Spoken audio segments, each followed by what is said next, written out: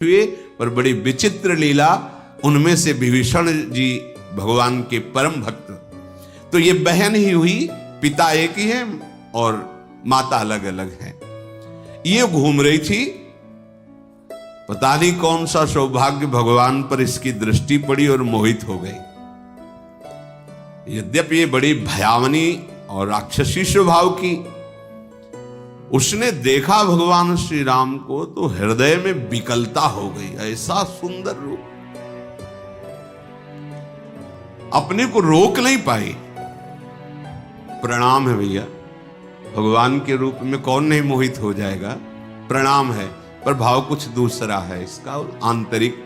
जैसे प्रेम तो गोपीजनों ने भी किया और प्रेम मथुरा की कुब्जा ने भी किया, पर जय जयकार कुब्जा की नहीं, गोपीजनों की ही। श्री कृष्ण सुखार्थ निष्काम प्रेम गोपीजनों के हृदय में है। और थोड़ा तो इसलिए श्री शुकाचार्य जी ने तो उसके लिए दुर्भगा शब्द का भी प्रयोग किया है, कुब्जा के लिए। गोपीजनों की चरण रज तो बड़े बड़े महापुरुष बंधन करते हैं। प्रभु के रूप को देखकर एक कामाशक्त हो गई, वैसे फिर भी प्रणाम करने लगा योग्य है। कोई ऐसा है ही नहीं, जब काम स्वयं काम से युक्त हो जाए प्रभु को देख के, कोटि काम के मन को मोहित करने वाले प्रभु का रूप है।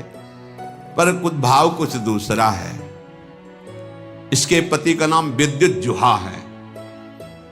ये काल के राक्षस का प्रधानमंत्री है।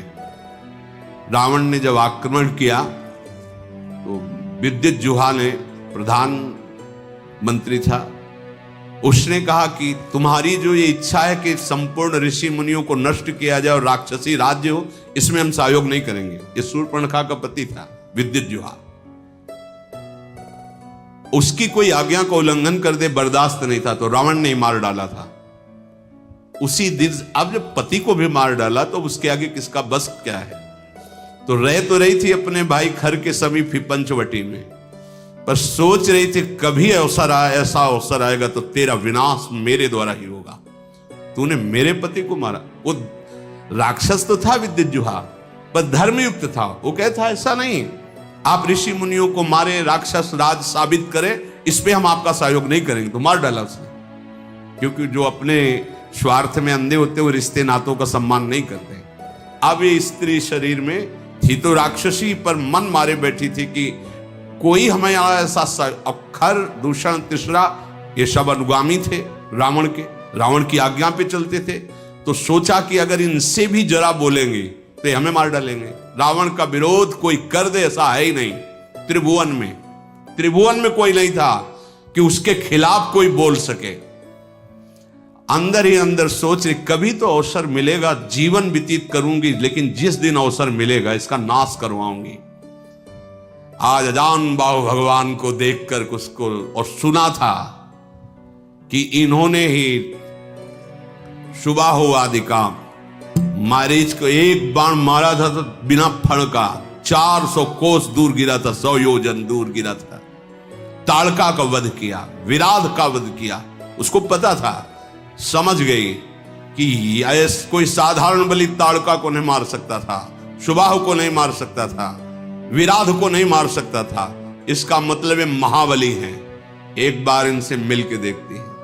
तो प्रभु से कह रही तुम सम पुरुष, क्योंकि आपने भी निश्चय किया है, निश्चरहीन मह करूं भुज उठाए प्रणकीन। और मेरा भी आंतरिक निश्चय है कि इसको बर्बाद करके छोड़ूंगी, जिसने हमारे सुहाग को उजाड़ा है। पर बोल नहीं सकती थी।